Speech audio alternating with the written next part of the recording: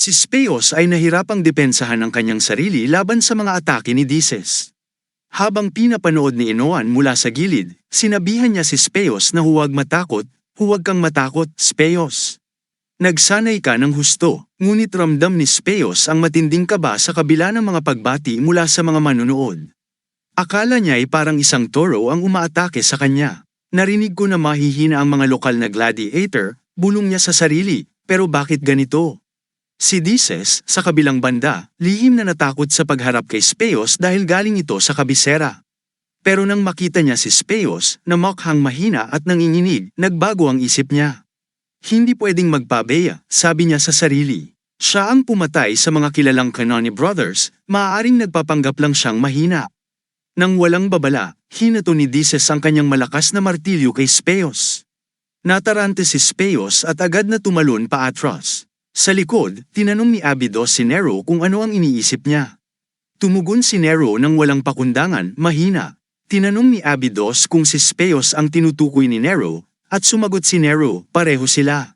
Nang marinig ito, natawa si Abydos at nagsabi, mahina rin pala ang higanti. Sinagot siya ni Nero, oo, kaya mananalo si Speos. Hindi tunay na mandirigma ang kalaban niya, nagkukunwari lang. Natawa si Abydos, nakita mo ba yon?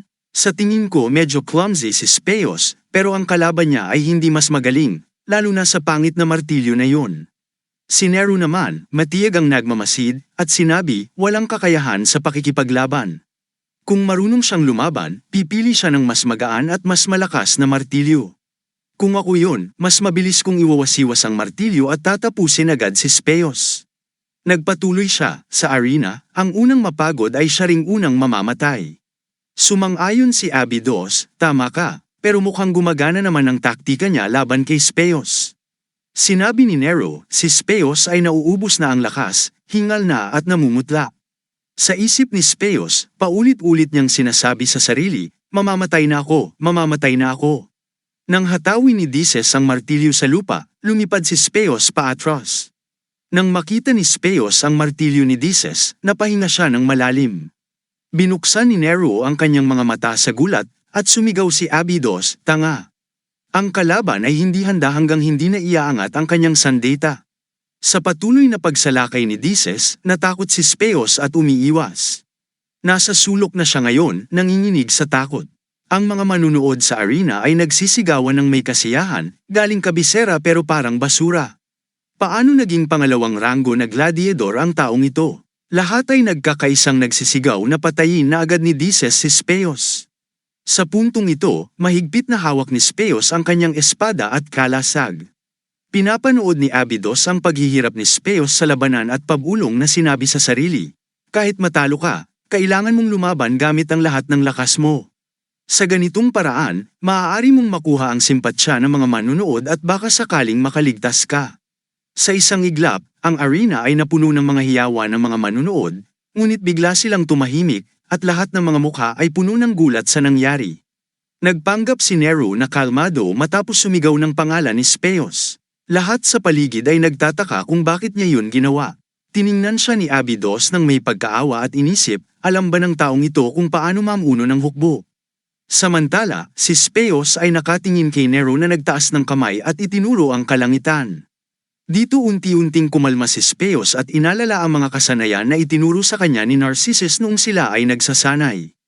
Nakita niya si Dices na nabagsak ng malakas sa lupa. Sa isip ni Speos, oo, tama. Lahat ng itinuro ni Narcissus ay nagtrabaho ng tama sa practice. Habang nakahiga si Dices sa lupa at umuungol sa sakit, si Speos naman ay hingal na hingal at pagod. Tumingin siya kay Dices na nanginginig at hindi maitago ang tuwa sa kanyang mukha. Sa isip ni Speos, nagawa ko.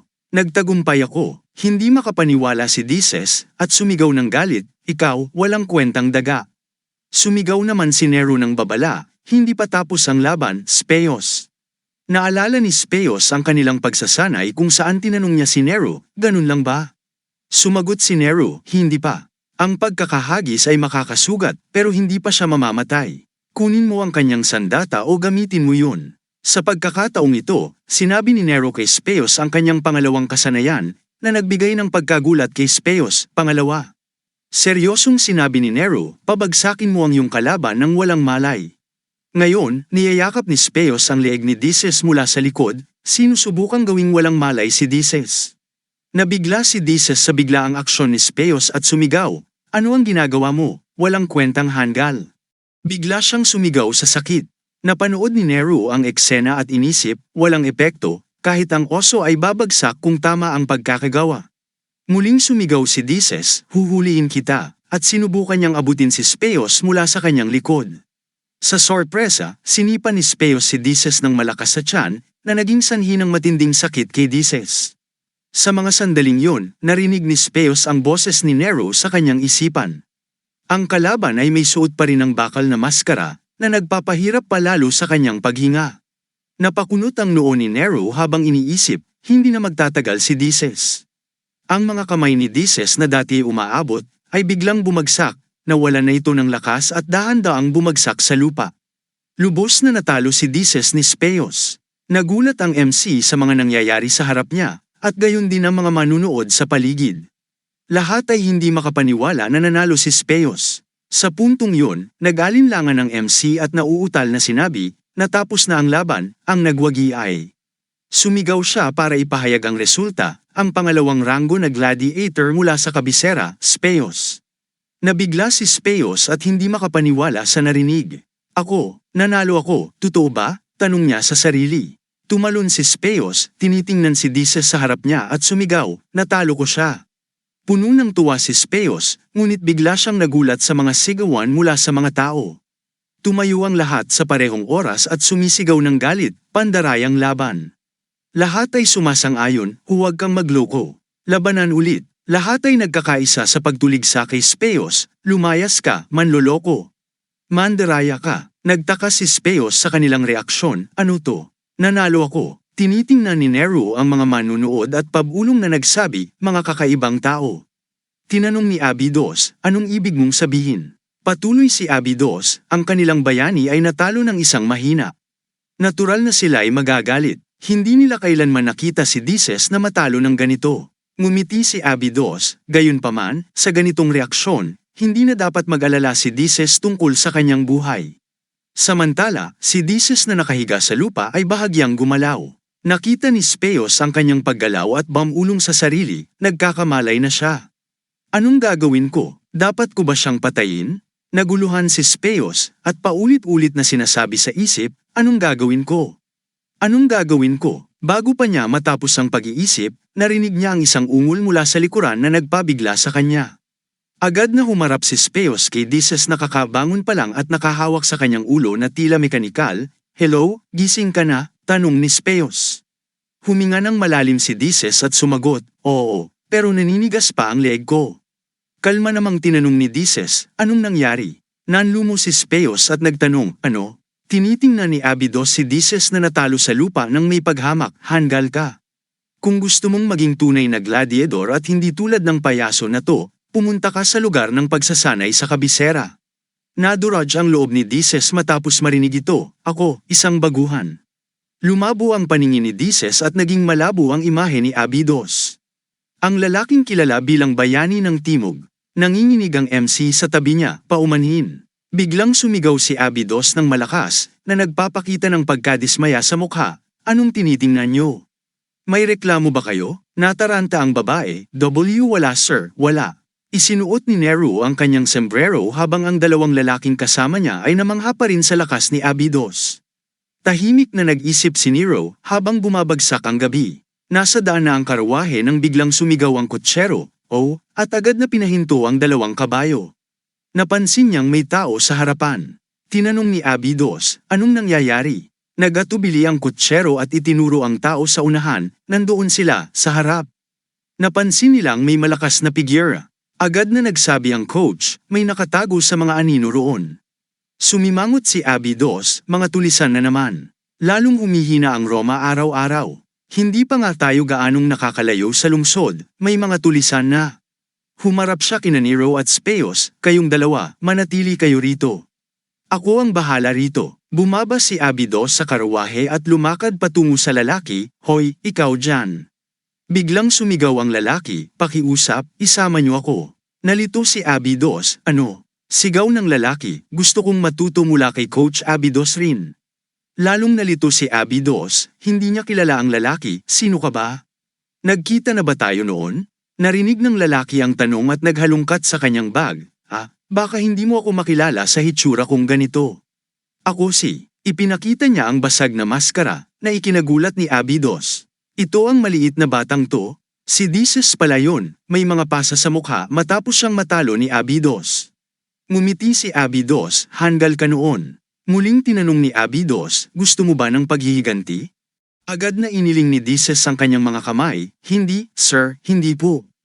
Agad niyang ipinahayag ang kanyang layunin, dahil sinabi mo noon na kung gusto kong matuto sa'yo, kailangan kong pumunta sa lugar ng pagsasanay sa kabisera. Nagtaka si Abydos sa narinig, ano? Tumindig si Dices ng matikas, kaya sinusundan kita, sir. Walang magawa si Abydos, ikaw ay baliw. Sumigaw siya kay Dices, bumalik ka. Hindi mo ba alam kung anong mangyayari sa mga gladiador na tumatakas? Ngumiti si Dices, huwag kang mag-alala tungkol dyan. Nagpatuloy si Dices, isa akong mamamayan ng Roma. Ikinagulat ni Abydos ito, ha? Hindi ka isang kriminal? Hindi ka ba may utang? Hindi ka ba bilanggo ng digmaan? Pagod na ang dalawang kabayo sa paghila ng napakaraming tao. Tinitigan ni Abydos si Dices ng may pagkalito, kaya bakit ka naging gladiador? Ngumiti si Dices dahil cool yun. Napasimangot si Abydos, kung gusto mong sumikat sa iyong kakayahan sa pakikipaglaban, mas mabuti pang sumali ka sa legend. Anong cool sa pagkain ng barley tulad ng baboy at pagiging libangan ng iba? Anong cool sa muntikang mamatay araw-araw? Sumimangot si Dices, wala namang pakialam ang mga babae sa digmaan, maliban na lang kung sundalo rin sila. Tumingin si Abydos kay Dices nang walang magawa, ibig mong sabihin, magiging gladiador ka lang para sumikat sa mga babae. Tumango si Dices, oo, maraming maharlikang babae ang umiidolo sa mga gladiador. Ngumiti si Abydos, haha, itong bata na to, ang yabang mong magsalita. Tinitigan niya si Dices at itinuro si Speos, tingnan mo tong lalaking to at ako. Muntik ka nang mamatay ng 2 beses sa loob ng isang araw, alam mo ba yun? Natawa si Dices, kaya nga narito ako para matuto. Dati akong pinakamalakas na gladiador sa aking nayon, kaya nang marinig kong kailangan kong matutunan kung paano humawak ng sandata, naisip kong dapat akong pumunta dito. Napansin ni Abydos ang kanyang inis. Kung talagang napagtanto mo yan, dapat ay tumigil ka na sa pagiging gladiador. Bakit mo pa gustong pumunta sa kabisera? Hindi yun lugar para sa mga katulad mong mang-aapi mula sa probinsya. Kinamot ni Dices ang kanyang ulo, mula ngayon, magiging mas mabuti ako kung matututo ako mula sa iyo, Abydos. Napabuntong hininga si Abydos, pagod na, talagang baliw ka, hindi ba? Patuloy na ngumiti si Dices at sumagot, oo, madalas nilang sinasabi yan, pero likas na personalidad ko talaga to. Hindi ko maiwasan, gusto ko talagang mapansin, sabay na mula si Dices habang nagsasalita, lalo na mula sa mga babae. Namutla si Speos at nag-isip sa sarili, pansinin. Anong problema sa lalaking ito? Biglang nagkatitigan sina Dices at Speos, at ngumiti si Dices, ngunit nanginginig si Speos sa takot. Nanalo naman ako kanina, pero bakit parang natatakot ako ngayon? Isip ni Speos. Bigla namang inilipat ni Dices ang kanyang atensyon kay Nero na katabi niya. Tinanong niya ito nang may pagtataka, sino ka? Isang alipin? Mukhang kakaiba ka. Taga-Afrika ka ba? Nagtaka si Dices, hindi, iba ang hitsura mo. Karaniwang itim ang buhok ng mga taga-Afrika, pero medyo kakaiba ang mukha mo. Inabot ni Dices ang buhok ni Nero at hinawakan ito. Parang katulad ng buhok ng mga taga-Afrika. Nakasimangot si Nero at sinabing, alisin mo ang kamay mo sa akin. Patuloy pa rin sa pagiging inosente si Dices at hindi naintindihan ang kanyang ginagawa, nakakapagsalita ka rin ng wika natin. Sinabi niya ito at nagpatuloy sa pagsasalita, mukhang mas matalino ka kaysa sa karaniwang alipin. Biglang nagsalita si Abydos, binalaan si Dices, yan ang pangatlo mong babala. Hindi pa rin naintindihan ni Dices, ha? Sabay seryosong sinabi ni Abydos, pinag-uusapan ko ang malapit mong pagkamatay. Ang lalaking ang buhok ang hinahawakan mo ay si Narcissus, ang gladiador na inatasan ng emperador mismo bilang unang klaseng gladiador. Isa siyang halimaw na kayang talunin ng mga leon gamit lamang ang kanyang mga kamay at talunin ang 8 gladiador sa kabisera ng sabay-sabay. Sa sandaling yun, lumabas mula kay Nero ang nakakatakot na enerhiya na nagpatakot kay Dices. Nagpatuloy si Abydos, malapit ka nang makuha ang ikaapat mong babala. Tumingin si Nero kay Dices at sinabi, lumayas ka. Napagtanto ni Dices na nakatagpo siya ng taong hindi dapat niyang binangga. Ngumiti si Abydos, sige, ikaapat na yan, ikaw na ang bahala sa sarili mo. Namutla si Dices at nabulol, ako. Humingi ako ng paumanhin. Ngunit huli na ang lahat. Ilang araw ang lumipas, sa lugar ng pagsasanay, tumayo si Abydos sa taas at nagsalita sa lahat, nagkaroon tayo ng ilang aberya, pero maayos na ang mga dokumento. Ipinakilala ni Abydos si Dices, siya si Dices, magsisimula na siya sa inyong pagsasanay mula ngayon. Ngumiti si Dices. Natutuwa akong makilala kayong lahat. Ang gaganda ng itsura nyo. May nagsalita, narinig ko ang mga bali-balita, talagang baliw ka nga.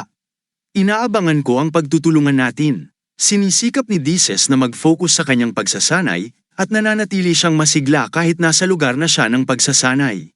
Patuloy ang mapayapang araw-araw na buhay habang hawak ni Nero ang isang baston. Siya ay nagsasanay mag-isa, at umiikot ang kanyang mga galaw. Ang kanyang mga kilos ay napakahusay, at nagiging seryoso ang tingin ni Nero. Si Nero na nag-isip ng malalim, ang aking tibay at lakas ay bumalik na ng 70% kumpara noon. Tinitigin niya ang hawak na baston at nalugmok sa pag-iisip. Matagal pa bago ko tuluyang maibalik ang aking kakayahan sa martial arts. Napakatagal ko nang malayo sa larangan ng labanan. Isang boses ang tumawag, Narcissus. Mula sa mga anino ay lumitaw ang isang lalaki. Naguluhan si Nero, sino ito? Sabi ng lalaki, maaari ba akong makahingi ng ilang minuto? Nabigla si Nero sa mga salita ng lalaki, si Shuha, at hinarap ito, nakapakita ng malamig at mapanghamak na tono, magsalita, nakikinig ako. Tumingin si Shuha ng seryoso kay Nero at idineklara, gusto kitang labanan. Nanlaki ang mga mata ni Nero sa gulat.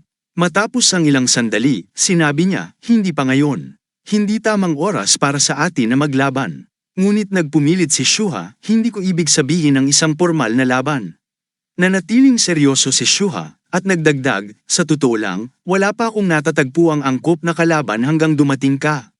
Nang marinig ang mga prangkang salita ni Shuha, hindi nagbago ang ekspresyon ni Nero, ngunit siya'y napaisip ng malalim. Patuloy na pinilit ni Shuha, isang simpleng sparring lang, makakatulong ito sa ating dalawa. Maaari mo ba akong tulungan? Humarap si Nero sa taos-pusong mga salita ni Shuha, ngunit hindi nagmadaling sumagot. Nag-isip siya ng maigi, hindi ko alam kung ano talaga ang gusto niya, pero magiging perpektong kalaban siya para maibalik ko ang aking pakiramdam sa labanan. Matapos ang maingat na pagsusuri, sa wakas ay nagsalita si Nero, sige, ano ang gusto mong gawin? Parang matagal nang hinihintay ni Shuha ang sagot na yun. Agad niyang ipinwesto ang kanyang mga binti gamit ang kanyang malalakas na paa bilang base. Gawin mo ang makakaya mo. Tila umaasa na magiging kapanapanabik ang laban. Bago magsimula, hinigpitan ni Shuha ang hawak sa kanyang baston at inihanda ang sarili. Hindi rin niya nakalimutang ipaalala kay Nero na iwasan ang anumang malubhang pinsala. Sa loob ng ilang segundo, naging seryoso ang mukha ni Nero, ang mga mata niya ay naging matalim. Sa malamig na tinig, sinabi niya, maaari na ba tayong magsimula? Tumugon si Shuha, na ngayon ay seryoso rin, simulan na natin. Ipinwesto ni Nero ang kanyang mga paa bilang base, kasabay ng paghigpit ng hawak sa kanyang baston. Nakatayo siya, handa na sa laban, habang si Shuha sa tapat niya ay inihanda rin ang sarili para umatake. Nagkatinginan sila pareho, handa na sa paparating na bakbakan. Bagamat isa lamang itong pagsubok, seryoso si Nero. Hindi lamang siya ang seryoso sa laban, dahil si Shuha rin ay nakatutok sa kanyang ginagawa. Nag-charge si Shuha patungo kay Nero gamit ang isang malakas na atake. Magkalapit na ang dalawa, mahigpit na hawak ang kanilang mga kahoy na baston. Unang umatake si Shuha, ngunit hindi natakot si Nero. Ang kanyang mga mata ay nanatiling malamig habang madali niyang naisalag ang paparating na suntok. Agad na gumanti si Nero ng isang counter-attack, iwinasiwas ang kanyang baston patungo kay Shuha. Subalit, magaan na nakaiwas si Shuha, na nagpapakita ng pantay na antas ng kasanayan. Ang laban ay tila napakabilis at kapwa sila nagtatangka ng mga atake. Mabilis umatake si Shuha muli gamit ang kanyang baston, ngunit sa bilis at liksi ni Nero, madali itong tumalon pataas, iniiwasan ang isa pang atake. Habang nasa ere, sinamantala ni Nero ang pagkakataon. Tiningnan niya si Shua mula sa itaas at mabilis na iniwasiwas pababa ang kanyang baston para sa isang counterattack. Ngunit bago pa man tumama ang kanyang sandata, mabilis ding gumalaw si Shua na muling naiwasan ang malakas na atake ni Nero. Nag-cruise ang landas ng dalawa, ngayon ay nakatalikod sa isa't isa, tila huminto ang oras sa pagitan nila. Tahimik na sinuri ni Nero ang kanyang kalaban. Simple ngunit mabilis at epektibo ang mga teknik na ito, parang mga kasanayang pangsaybat na ginagamit sa pangangaso. Napagtanto ni Nero na ang kanyang kalaban ay mahigpit na tagapagsanay. Sa kabilang banda, pagkatapos ng ilang mga atake at pagdepensa, napag-isipan din ni Shua ang kalaban. Malakas siya, ngunit nakatuon siya sa pag-counterattack kapag may pagkakataon. Nang magtagpo muli ang kanilang mga mata, nagbago ang anyo ni Shua. Hindi ko pa nailalabas ang lahat ng aking lakas, naisip ni Shua, na may kasamang matinding determinasyon. Muli siyang sumugod kay Nero, inilabas ang isang malakas na atake. Subalit, mabilis din itong nadama ni Nero, at muli niyang iniwasan gamit ang kanyang bilis. Ngunit hindi nagpaawat si Nero. Sumugod din siya ng mabilis, ang kanyang mga mata ay malamig at walang emosyon. Ang kanyang bilis ay nakakapagpagalaw sa hangin at ang kanyang buhok ay umiikot kasama nito. Sa mga sandaling yon, si Nero ay nagpakita ng isang aura ng veterano, puno ng karanasan at tibay. Mabilis na pinalibutan ni Nero si Shua mula sa likuran, iniwasiwas ang kanyang baston, nakatuon ang matalim niyang tingin sa matipunong balikat ni Shua. Ngunit agad na naramdaman ni Shua ang paparating na atake at lumingon ito, walang ipinakitang gulat. Ang mukha ni Shua ay nanatiling kalmado, marahil dulot ng mga pagsubok ng buhay na nagpatibay sa kanya na harapin ang panganib ng walang pangamba. Sa isang kisap mata, nawala si Shua sa kanyang pwesto, nag-iiwan lamang ng alikabok sa hangin.